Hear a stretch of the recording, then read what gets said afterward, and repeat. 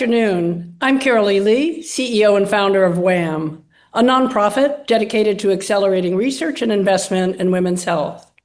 And I'm delighted to welcome you to what I believe will be a truly energizing and consequential conversation. Heart disease is the leading cause of death for women, claiming more lives than all cancers combined. Nearly half of U.S. women are living with cardiovascular disease, yet women remain underrepresented in the science, diagnostics, and treatment guidelines that determine how care is delivered. Women are more likely to be misdiagnosed, more likely to experience delayed treatment, and more likely to die following a heart attack. Why? Because heart disease in women often doesn't look like it does in men. Symptoms can be subtle. Disease frequently develops in smaller vessels that standard tests don't detect easily. And too often, women are overlooked until the consequences are severe. This is not a niche issue. Women are 51% of the population, and the health of women drives the health of families, economies, and societies. But this is not only a public health issue and discussion, it is one of the most significant untapped opportunities in modern medicine. When we design research, diagnostics, and treatments with women in mind from the start, we can save lives, improve outcomes, reduce healthcare costs, and unlock scalable innovation across prevention, detection, and care. That is why WHAM convenes leaders across research, clinical care, and investment to move beyond awareness and focus on solutions. Today's discussions about what we've been missing, what's working, and what it will take to fundamentally change the trajectory of women's cardiovascular health is an important one. We are privileged to be joined by extraordinary leaders, Dr. Stacy Rosen, Executive Director of the Katz Institute for Women's Health at Northwell Health, and volunteer president of the American Heart Association. Dr. Basma Safdar, Professor of Emergency Medicine and Director of Women's Health Research at Yale. Anna Mamo, Director of Translational Sciences at UPMC Enterprises. And Dr. Albert Kim, Chief Medical Officer at Imbria Pharmaceuticals. With that said, I'd now like to turn to my dear friend, Dr. Stacy Rosen, who brings a perspective of a practicing cardiologist, a health system leader, and the current president of the American Heart Association. Someone working every day at the intersection of science, care, and outcomes for women. Stacy, first of all, great to see you. I know you've been traveling like a crazy person. I'd love to ask you if you could kick us off by talking a little bit about how women often present differently than men. What patterns are still being overlooked in diagnosis, and how can clinicians catch them earlier? Yeah, no, thank you. Firstly, it's marvelous to be here with you as always. Katz at Northwell has been a proud supporter collaborator with WHAM for a long time. And I'm grateful that you bring together this ecosystem of what it's going to take for us to move the needle. So imagine that we, for decades, had a male model for health. We studied men, we assumed that women were the same, and we made all of these assumptions based on that expectation. We specifically excluded women from trials, both out of fear that they were not capable of making decisions, impact of menstrual cycles, having a negative biologic impact on our data, and then finally, truly believing, as we did for so many decades, that women didn't get heart disease. And then women independently were told that nothing that they're feeling could be worrisome for heart disease. We explicitly thought that angina was less important in women, that women didn't get the disease unless they were quite old and diabetic. Sometimes women then come to experience cardiovascular disease in ways that they and the medical community don't think are typical. We have, thank goodness, retired the term atypical when something relates to 51+% of our population. So yes, women get chest pain when they're having a heart attack, but they are more likely than men to have accompanying symptoms: breathlessness, fatigue, a fuzziness in the head, jaw pain, back pain. So their symptoms don't feel typical or usual when they present to an emergency department. They themselves don't believe they get heart disease. Our last look through AHA studies show that fewer than 50% of the American population, female, know that heart disease is their number one health risk. And when we look at our Black and Latina communities, the percentage of awareness is even worse. So the medical community didn't study it. Women are told that they don't get heart disease. We also put our own healthcare systems last, our health needs last. And so we will often show up, needing care later on in the disease, not prioritizing prevention opportunities historically. So it's sort of this ecosystem of badness for us historically. And if I may, just lastly, what's so interesting is that the heart disease story is, I think, the perfect example of what we did incorrectly, and more importantly, where our opportunities are to improve health outcomes for women because it's women's number one health risk. But this is the same in other conditions that women either experience differently or disproportionately. So the cardiac story is a great one that is usable and expandable to all of women's health.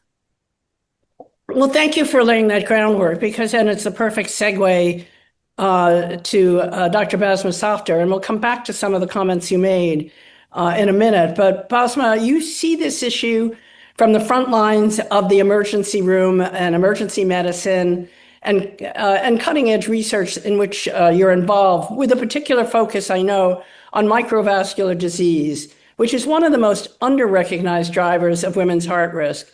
So from the front lines of emergency medicine and research, where are we still missing women in cardiovascular science? And why does that matter for outcomes? Thank you for inviting me, Carolee, to this amazing panel and to this amazing conversation. Let me just unmute. Okay. For context, I think it will be helpful to know, I've been an emergency physician practicing at Yale for over 25 years. And I didn't start into emergency medicine thinking I was doing women's health. It was really based on the patients that I saw. So I actually was medical director of the Chest Pain Center and saw that, and was tasked with administrative task of looking at improving length of stay and patient outcomes and efficiency of the care that we were providing.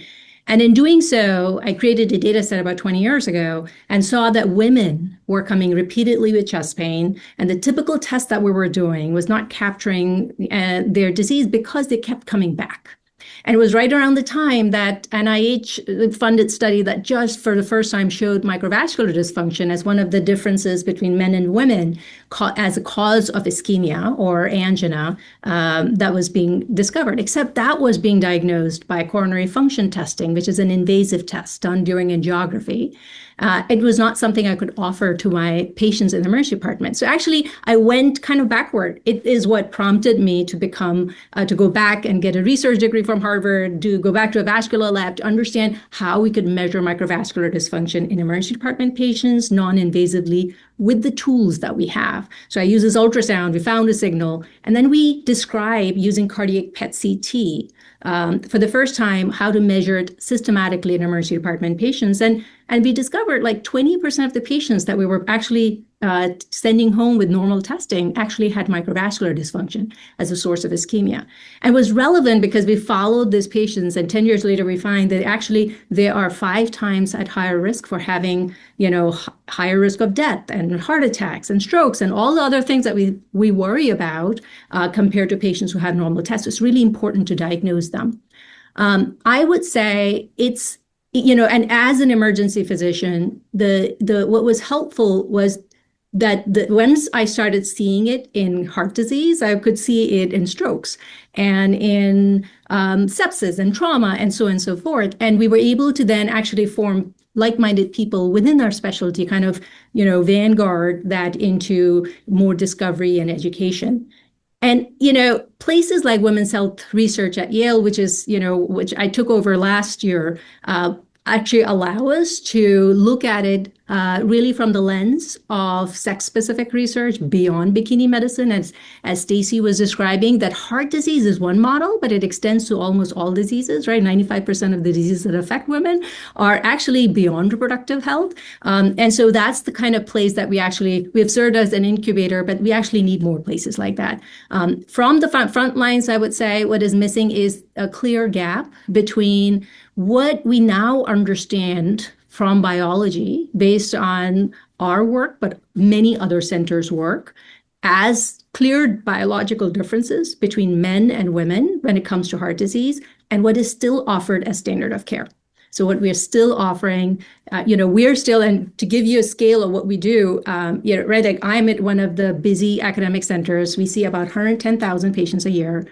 We screen based on an EKG, about 50,000 patients a year. We will think patients are at high risk enough to check a troponin, a blood test for heart attack, in about 20,000 patients a year. Out of those, the people who actually truly will have heart attack will be about 3,000. And so we are trying to find a needle in the haystack. So the whole system is designed to look for sensitive tests, which is good, but those sensitivity has been linked to finding biology of male disease. So we're still lacking sensitive or specific tests that are precise enough to diagnose it in both men and women. And on the front lines, that's this clear gap where we and an opportunity. Well, thank you for that. I can't resist to ask you how AI will impact what you just said. It's such a great question, and I've been thinking a lot about it as well. AI is a great tool, but AI is based on the right diagnosis being entered in the electronic health records. And so we use risk stratification tools all the time to kind of see who should be at risk, who should we admit, who should we not admit, who should get testing or not. All of those risk stratification tools are more geared towards disease, coronary artery disease, that is more common in men, because that's what all the data is. When we actually talk about heart attack, that is more common, not more common, but tends to be more common, 3 times more common in women compared to men, which is MINOCA, myocardial infarction with non-obstructive coronary arteries. There is no ICD-10 code for MINOCA in our electronic health record. So we actually AI cannot systematically capture these patients, actually then see what the profiles are till we start doing it. So you're suggesting we'd have to change the coding first? We have to change the coding first. So the one thing I was actually going to come to Stacy and using her American Heart Association poll is to get people and regulators to actually start matching the biology and the diagnoses. I mean, coronary microvascular dysfunction, MINOCA, are still boutique diagnoses. It's only people who are prospectively capturing it who can actually then leverage that data. So we systematically have to change how we are coding it in our system. And well, we're going to come back to this because it's obviously a critical element. I really want to quiz you some more. But let me move to Anna Memo, who, as Director of Translational Sciences at UPMC Enterprises, is also a great partner of WHAM's, as is Yale and as is Northwell. And we're very honored and fortunate to be working with these esteemed scientists and leaders in the investment world. But Anna, you're kind of at the nexus of where discovery meets product. And you have the chance really to evaluate which innovations actually make it from the lab into the real world of care and which don't. So how do we make women's heart health a priority then for funders, for industry, and for health systems?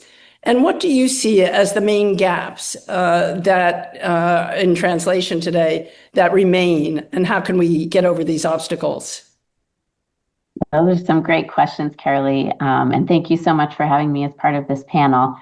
It may help if I describe what UPMC is first before I kind of go into my answers, because as you astutely mentioned, we're uniquely positioned across a lot of pillars of healthcare to evaluate things, really important things like women's health and heart disease. And so UPMC is an academic medical center here in Pittsburgh. We have over 40 hospitals in the tri-state area. We have a health insurance arm that covers over 4 million lives.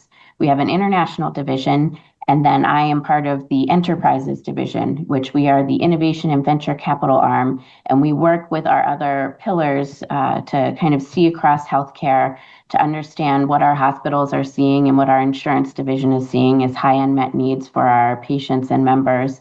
And our remit is to invest in accelerating life-changing medicine of tomorrow and really meet these unmet needs. And so we've been very interested in women's health, in our investment team, and that's what I do every day is evaluate new opportunities to invest in. And we've been looking at women's health for probably 5 or 6 years now, and have kind of seen women's health be, as was mentioned before, bikini medicine, and we've come quite a long way in expanding everyone's awareness of what it is. And I really think that, this has advanced quite a bit in the past year or two. 2 years ago, I don't think most healthcare folks were talking about how heart disease is a bigger killer than cancer for women. I don't think we really understood how big of an effect that menopause had on heart health. And we were really just starting to even talk about how women's and men's biology might be different. And now, just in my personal everyday life, I'm seeing non-healthcare experts in non-healthcare forums really have a grasp on these issues. And so we're doing a great job of growing awareness. So that's maybe the first part of the question is, what do we do next now that everyone knows this is a problem? And the next part is creating a cohesive plan so that we can all move the needle on these hurdles.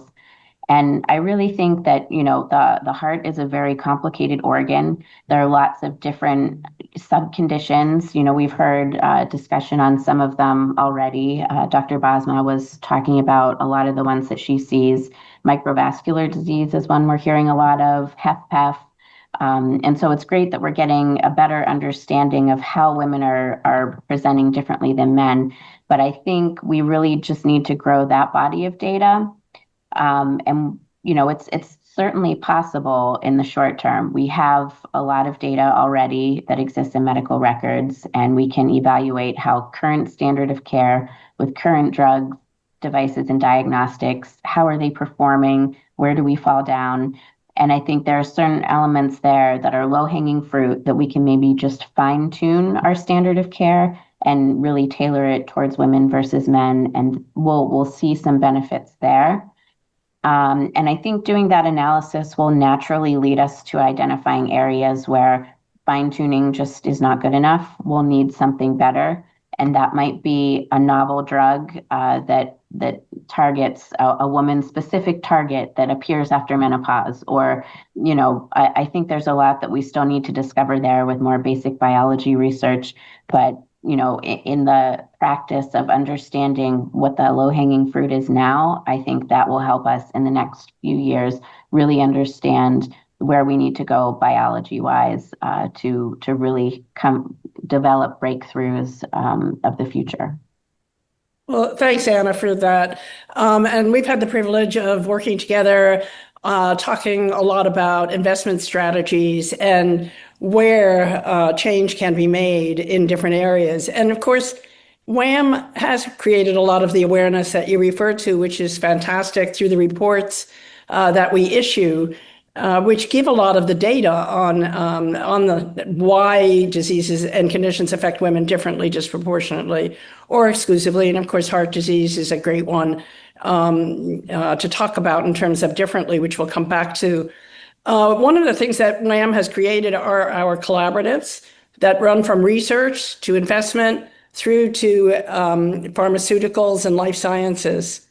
And I think we need to understand that there's this tremendous pipeline, and they're all interconnected.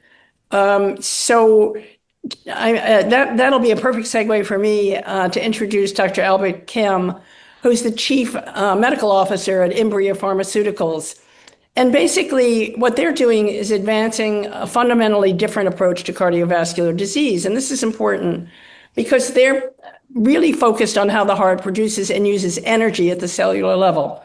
We're not going to get technical, but the point is that we need to understand that the heart, as was stated, it's a complex organ.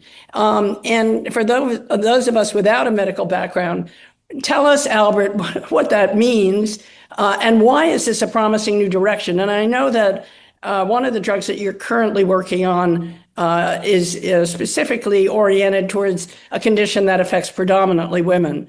And we'd love to learn a little bit more about it. Yeah, thank you, Carol Lee. Delighted to be here, first of all.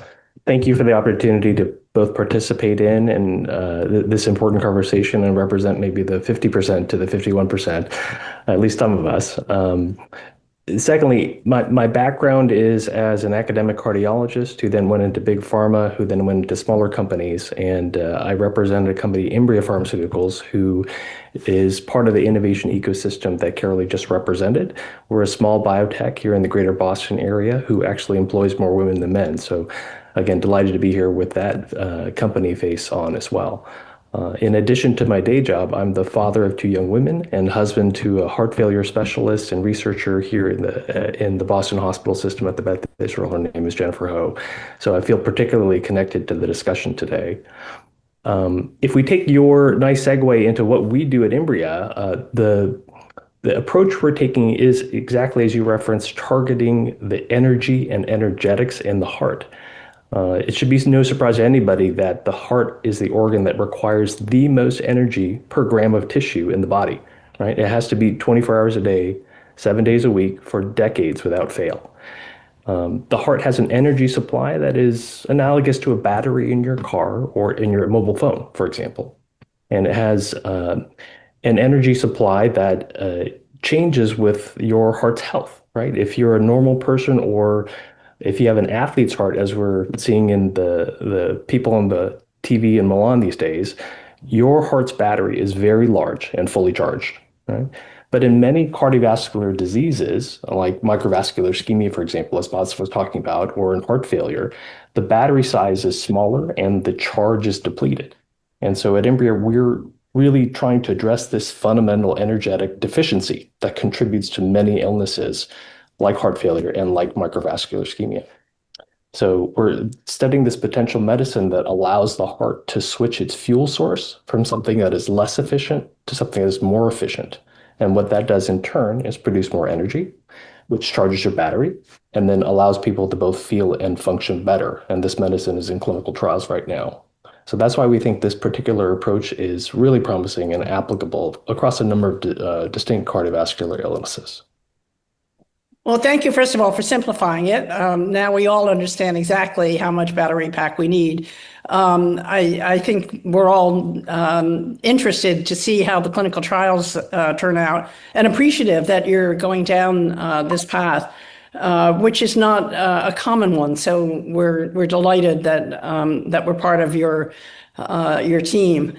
I'm going to come back to this in a moment, but Stacy, I want to return and just ask you, like, as a practicing clinician, and you're in one of the largest healthcare systems, Northwell, in the country, can you share with us where you see women most commonly falling through the cracks in cardiovascular care today? Because, like, you know, Albert, if this drug does perform the way obviously we all hope it does, it's going to help us recharge our batteries.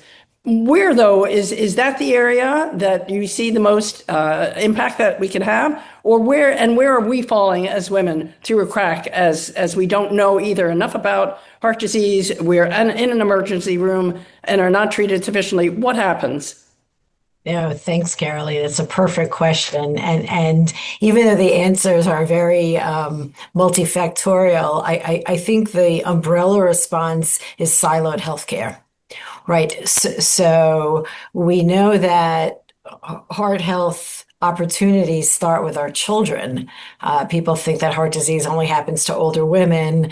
The importance of prevention and wellness is not incentivized in our system. You know, we're outstandingly good at treating heart disease, though quite frankly, a little less good, as Dr. Softar said, for some things that are either unique or disproportionate in women, and Dr. Kim, HFpEF, as well as microvascular disease.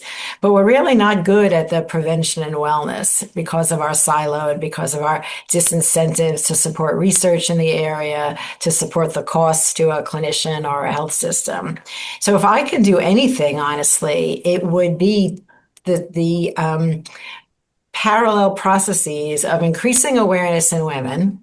And that means partnering with media, partnering with OBGYN and internists and even pediatricians, wherever women go to get their information. And then secondly, to improve the education that we do in an interdisciplinary way. Cardiologists can't just stay in their lane when it comes to taking care of women. They have to understand the different lifespan issues that a woman may experience that impact on heart disease or maintaining heart health. So, I think it would be getting out of our silos, both educationally, research, investment, and honestly, really focusing on how we incentivize the study and the implementation of wellness and health initiatives. How should we do that? I think partnering with doctors outside of the internal medicine and cardiology. So, we know that the vast number of younger women under the age of 45, their only or primary clinician is going to be a pediatrician, an adolescent medicine doctor, or a practicing primary care gynecologist. And that's an opportunity that we miss. Too many times I will see a woman as a clinician for her first visit after an event, after an anginal event, after a syncopal event, a fainting, or something suggesting of heart disease. And we've lost decades of opportunity if a woman first presents to somebody with questions about cardiovascular conditions at the time of symptoms presenting. I think anyone who can partner with us to raise awareness amongst women and empower them to demand better health, showing up to an emergency department and being told, it's all in your head, or to a cardiologist or internist office and poo-pooed when their symptoms don't fit, the bill of what we've come to consider, heart disease. I think that education is really critical, and women need to be educated and need to be empowered, honestly, to demand the same level of health care that they demand as lionesses taking care of their families, whether it's children or aging parents. Siloed has to go away. Education, access, investigation. Yeah, no, it's such a terrific point. And I know that women are not necessarily as demanding, especially around how they feel about their hearts as they're heading towards the emergency room, Basma. And I'm fine. I'm really okay. No, I'm really okay. It's just, no, my shoulder hurts, et cetera. So tell us a little bit about, obviously, Yale, I'm sure would, I'm not going to say obviously, I would like to think that Yale will treat me differently than perhaps a regional hospital that I might be, a small regional hospital somewhere way in the middle of nowhere. But talk to us a little bit about when Stacey says we should be more demanding. First of all, it's just not naturally, women don't run into the emergency room and say, I need to have this test and I need to have whatever it is. What should we be doing? What should we be demanding? EKG and a blood test is the short answer. But what I would say is I actually want to echo and continue the point that Stacey was making, that people other than specialists have to know about the disease. We have to see women holistically. We ignored that because they were complex, but they are complex. They actually have to be viewed holistically. And so in addition to the young group that Stacey mentioned, the one other plug I would say that that emergency department plays in the interdisciplinary role are classically the women who've just finished having kids and have not had their first heart attack. Is that middle age that ends up coming to the ER. That's how I became somebody who became a physician scientist of coronary microvascular dysfunction in middle-aged women, because they didn't have a primary physician, they were not going to the OBGYN, and they still, they were not high risk enough and didn't have a heart attack enough to actually see a cardiologist. So they were coming repeatedly to the emergency department. So there are these silos that actually have to be seen across the continuum of healthcare, but also across the continuum of age. Talking about the symptom differences, what I tell my residents is our patients haven't read the books, our textbooks. And thank God they didn't read the textbook, because the textbooks are actually written for a large part for men. And the movies made a big difference, right? Like the classic heart attack of a man clutching his chest is not how most of my patients are presenting. I have changed how I ask my patients, women versus men, as opposed to just say chest pain. Women will often say, no, I don't have chest pain. But when I say, do you have discomfort from here to here? They will say yes. So it's also how they view pain. They also describe, and we've actually done this in a large study of 3,000 patients called Virgo out of Yale, where we looked at young men and women with their symptoms. Women tend to have symptoms of chest discomfort and shortness of breath and nausea and fatigue. So they'll often, especially if they don't have traditional risk factors or they're on the younger side, will be considered anxious, including by the primary physicians when they call the doctor, right? And so knowing that if something doesn't feel right, my message to patients would be, if something doesn't feel right, go and advocate yourself. The other thing I always ask them, tell your significant other, teach them before the event has happened. They are your lay consultants. They will tell you to go to the emergency department when you're doubting yourself.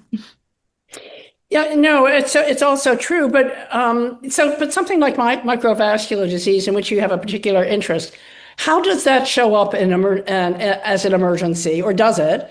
And why is it still? Because I'm told that it's still often very much missed. For sure. So the answer to the first question, based on what we have observed in our registry, that they present just like patients so they are indistinguishable from patients who come with chest pain and don't have ischemia. They tend to don't, especially the patient population that I'm studying, they're on the younger side. They don't often have traditional risk factors that that we think about with typical heart disease of large vessel disease. So they may not have diabetes or high blood pressure, but they often will have one of those conditions. But they don't have it of the same intensity as the patients who have traditional heart disease. So they're almost indistinguishable when it comes to risk stratification scores and stuff. The reason they're missed in the emergency department is because the typical tests that we do, so whether it is EKG or a blood test or a stress test, unless they're getting very specific stress tests like a PET scan or an MRI or a echocardiogram that with Doppler, which is not routine standard unless they're offered in specialized centers, they will not get what we measure in a flow reserve, which is the capacity of the heart to actually increase blood flow, and is not typically picked. So there's a misfit between what we now understand as biology and the test that we are offering as standard of care. Now, if you come to Yale, York Street Emergency Department, you may, if you're having symptoms and you have come a couple of times, you may get a cardiac PET CT. I would love that to be scalable to my community center. It's not offered there. It is offered at very few specialized centers. And so it's the right, precise tool. And I would say the scalability. So other than non-invasive testing, for instance, through our women's health research at Yale, we've been trying to work on this, and we had a pilot award where we are actually trying to scale. One of our cardiologists who does coronary function testing is actually trying to scale their testing method to be offered in many other centers. But even as a busy center who does coronary function testing, which is the gold standard for microvascular dysfunction, which is an invasive test, we offer it $150 per year. Compare it to the 6 million patients with chest pain who come to emergency department. The scalability is lost. There's a huge gap in what we consider gold standard and what the patient population is. We need bridge. We need biomarkers, which are more precise. We need better stress testing. Even the stress testing that we're doing, we're actually not routinely reporting the part that actually helps diagnose microvascular dysfunction, called coronary flow reserve. So in making it standardized care, that is not yet standardized care. So I would say the low-hanging fruit is, if those tests are being performed, make them report them. And then the short term, more intermediate term is develop the biomarkers and more tests that are more, that are precision based on the biology. And the sex differences. So that's perfect, Anna. Thanks, Basma. Anna, so that for me sounds like a perfect opportunity. How do you how do you assess metrics or signal? What signals are you looking for when you're evaluating a women's health opportunity for funding? Because it sounds like there might be some opportunities that Basma is alluding to, both in terms of scale and magnitude of diagnostics. So how do you do that? Yeah, absolutely. In fact, microvascular disease is an area we've looked at quite a bit for investment, especially in terms of the coronary function testing and how you can get that more readily available to the average patient. And the thing that we think about most when we're evaluating an opportunity like that is how it fits into the current care flow or the current standard of care. And we find that it's easier to make an investment in something that can easily be, you know, a diagnostic that can fit right into the cardiac cath lab, or if it's more of an outpatient thing, a diagnostic that can fit in there. And the more uphill battle you have to convince average cardiologists, maybe not specialists, but average clinicians to use something, it's just a much harder sell investment wise. And so the greatest advantage that a technology could have is to really have clinicians of all sorts, specialists, community providers, everyone to provide input on the technology as it's being developed. Because if everyone kind of is pretty united in saying, I absolutely need this for my patients, and I will absolutely figure out a way to get it into my clinic, then when we get that feedback from our doctors and others that we consult, that makes it so much easier to really put money down and really trust the technology. Well, UPMC is in that unique position of having obviously such a vast hospital system in which you can tap into. So I know that you can get all the information and knowledge and experience that you need, which is very unique. Albert, let me come back to you because it seems to me, as a dad of daughters, as a cardiologist, I know that you humbly suggested your wife instead of you to come speak, which I very much appreciated, but we were very focused on the fact that you are developing drugs, in particular, this particular drug for a condition that does affect women disproportionately.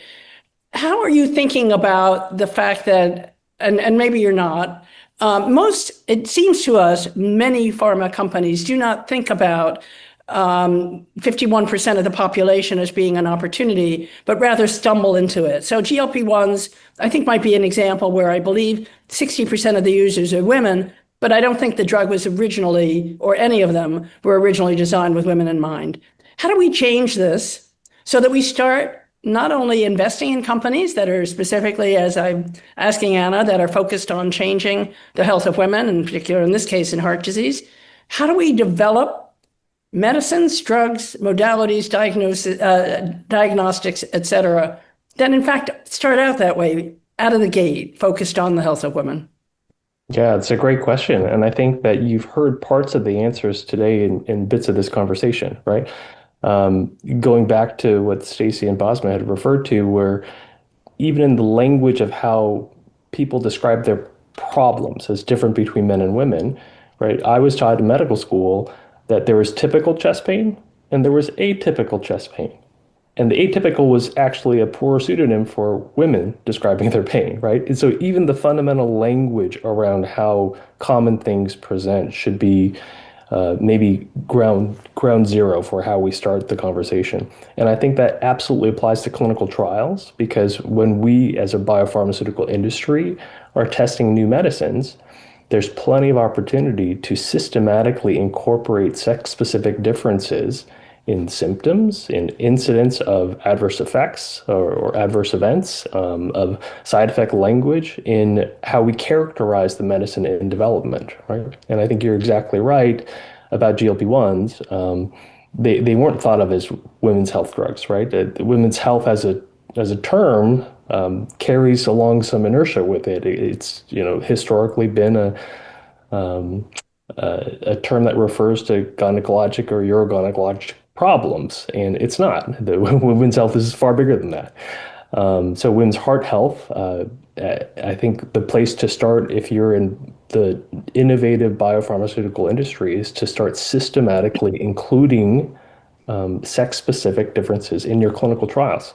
And then as that evidence develops over the period of 5 to 10 years, as the clinical trial path progresses, then the language that you described your medicine's safety and efficacy with also reflects appropriately the sex-specific differences. So at least that's one concrete idea I can offer today. No, I appreciate it.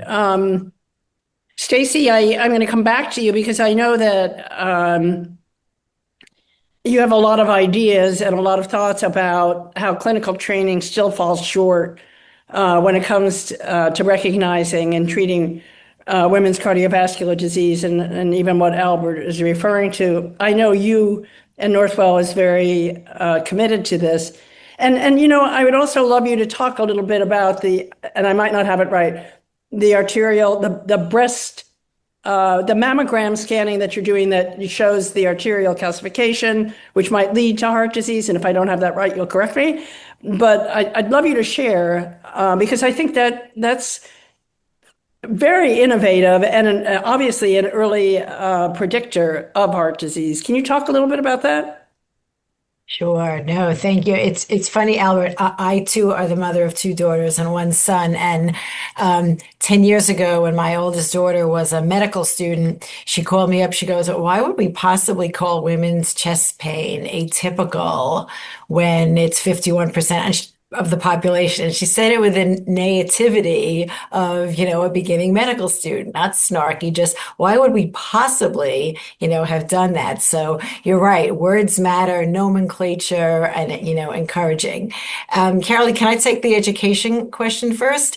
Please. When the CATS Institute was launched 14 or 15 years ago, and the goal was literally to create a universe in which a woman's needs are put at the center, and we align clinicians, investigators, etc. Not dissimilar to pediatrics or a cancer institute. And what our dean at the time said to me, he goes, "What do we do so that we don't continue to train medical professionals the way you and your colleagues, your cohort, were trained, using terms atypical, dear, it's in your head, and not appreciating things like SCAD or other conditions that may be almost entirely seen in women, and we didn't do the science." So we and other schools and universities around the country are looking at how do you bring sex as a biologic variable, the impact of gender, not just one lecture on women and heart disease, that's banged on. We want it really baked in. Students should be asking the question, why are rheumatologic conditions 80% female? What an amazing question. Why aren't we diving down in that? The first question we always ask is, how is it different at men and women? And we need to teach our scientists, our clinicians, our allied health professionals that is so that this goes away eventually, that this is basically foundational to how we think, not something that, we accidentally find or ask, after the fact. With regard to BAC, we are not the only group doing this, but there are findings on a mammogram that can be considered to be either a risk enhancer or, ultimately we may discover a risk factor. So Northwell does 100,000 mammograms a year. And my former colleague, Dr. Nina Vinkoff, always picks with that population another women's health project to focus on. One year, she tried to increase the low rate, maybe less than 20% of those who make criteria to recommend a CT scan of the lungs to exclude lung cancer. So one year she started an IRB program where the BAC finding, which is free on all mammograms, it's just not an add-on of equipment. She would report it out to the 100,000 women having studies with follow-ups by our nurse clinicians. What did you do? Recommending you bring this information to your primary care clinician. What did you you do with the information? Of course, we had some fascinating one-offs, critical coronary lesions found accidentally, but more importantly, we got about 65% of the women in whom, we had done mammos that year to speak to their doctors, their clinicians, about their heart health. So, again, it gets back to what the four of us have discussed, getting out of our silos, identifying ways that already exist, communicating with, clinicians and scientists in an interdisciplinary manner, and really empowering women to ask for better opportunities for prevention and wellness. I love that you brought up that example, Stacy, because that is one of the technologies we're most excited about, because it is so elegant. You go get your mammogram and, a result that you can get right there at that place of care. You can get a referral to cardiology, and, it can all be done so elegantly. Half of it's just sort of a healthcare IT innovation at that point, once you kind of find the calcifications.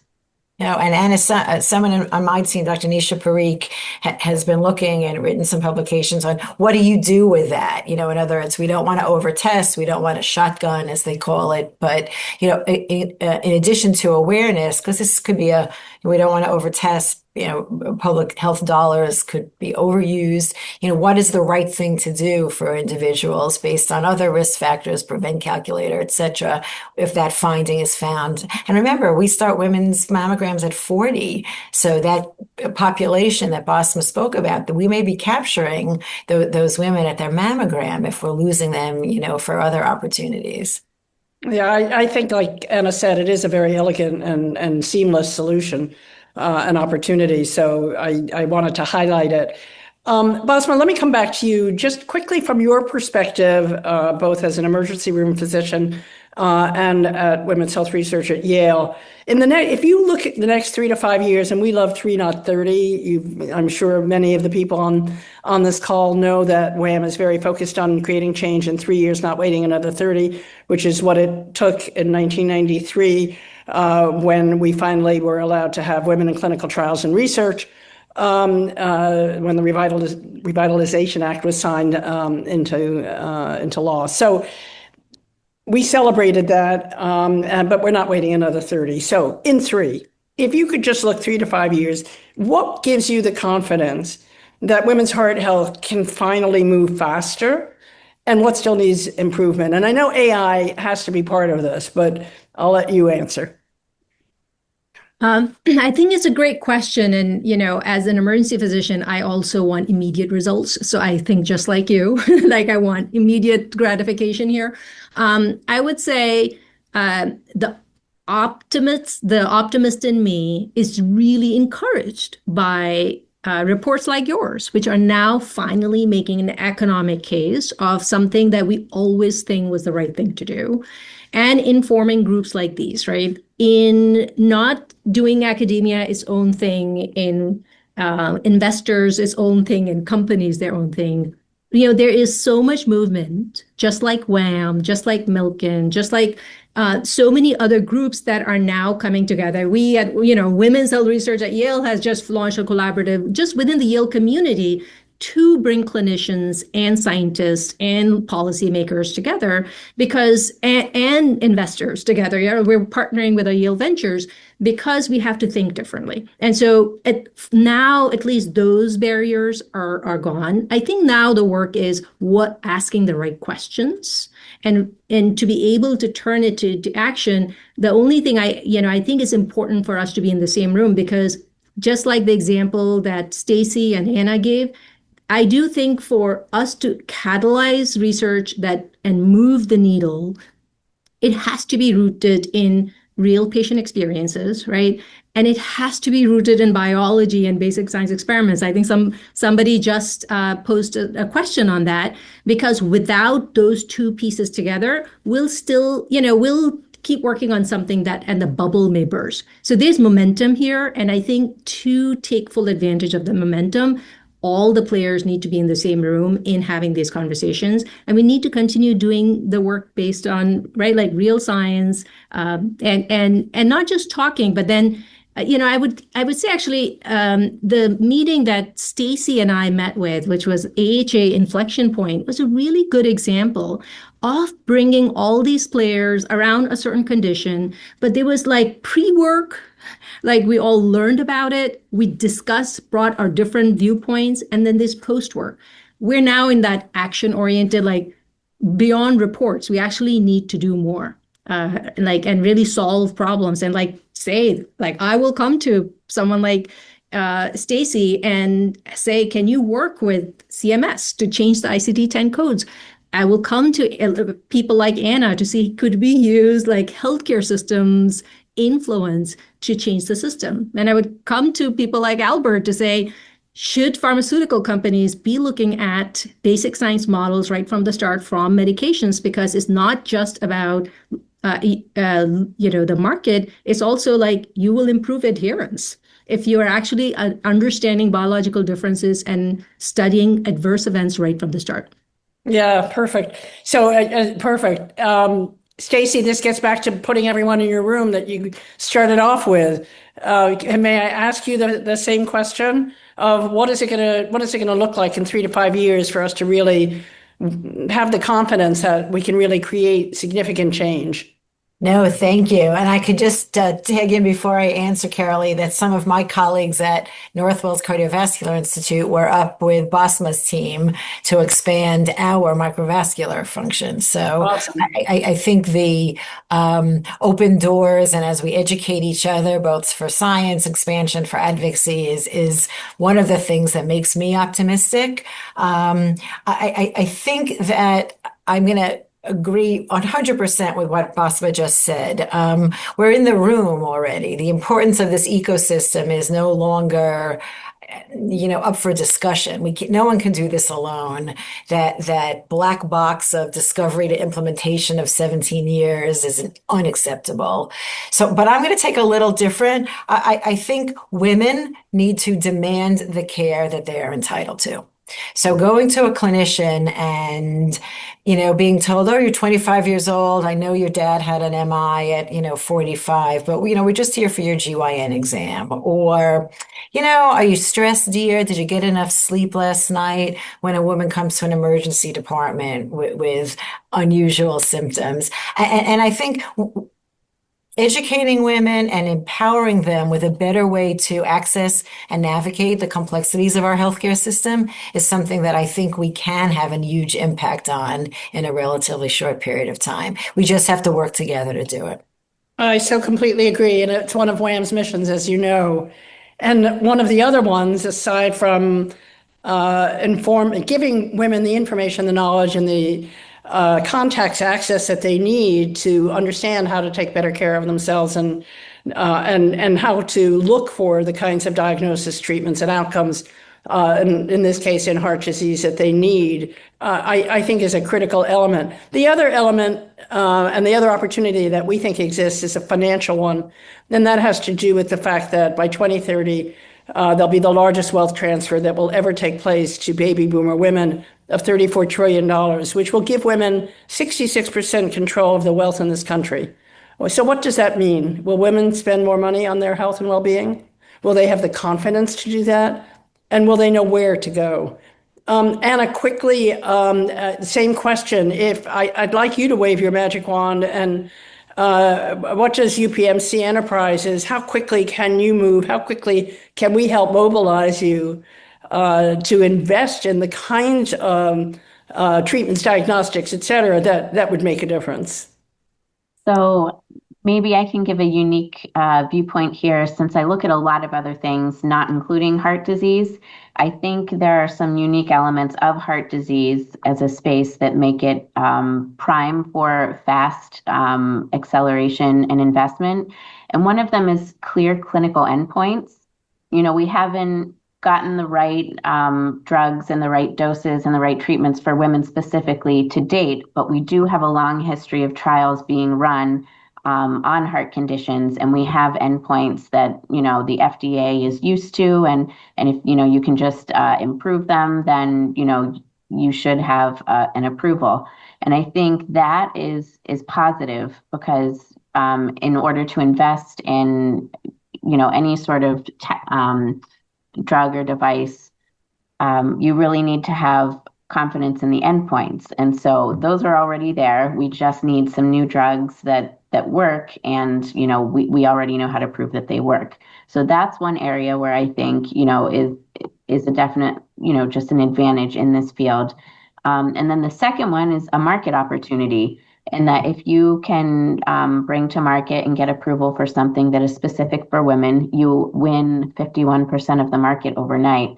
And that's a very immediate and quantifiable market that other fields are not used to, which is great. In terms of the clinical endpoints, I can kind of compare that to endometriosis, which is another area I'm very passionate about. But that one's much more difficult because you're pretty uncertain if or how much you're impacting disease, because it's just very hard to measure. And then for other conditions, the market opportunity is not clear cut. Exactly how much you'll gain if you get market access. So those are two areas where I think this heart disease in particular is well suited to accelerate in the next 3 years. Great. Well, I look forward to partnering with you on that for sure. Albert, I don't want you to feel any pressure from what Anna just said, but I think it's in your hands to help us develop the kinds of drugs that start from scratch with women in mind. 51% of the population, making 80% of the healthcare decisions and 85% of all other major purchases. Final word from you, and then I will wrap this up. Happy to. Thank you. No pressure at all, because thankfully we're already there. Look, Embry is not going to pretend that we are from the ground up designed as a women's heart health company. That's simply not the truth. However, we are focused on the diseases that disproportionately affect women, right? So non-obstructive hypertrophic cardiomyopathy and HFpEF, or heart failure with preserved ejection fraction, are two great examples of how diseases can affect men and women slightly differently, and in a lot of ways affect women more profoundly. And so the medical need might be greater in these two conditions. So we are trying our best to get there as fast as we can. I will say that one thing that I'd love to see change a little bit in the next 3 to 5 years is the temperature around terminology to kind of become a little bit lower in our global community and our national community, right? It's become very difficult to have a straightforward, non-politicized conversation about anything having to do with diversity, equity, and inclusion. And sex differences are caught up as collateral damage in that cloud, right? So I do hope that one of the great catalysts will be if we can progress past the current temperature in the next 3 to 5 years and really work on the things that are medically and scientifically important. Couldn't agree more. And thank you for that sentiment. So my very deepest thanks to this exceptional group of experts for their insights, and obviously for their leadership.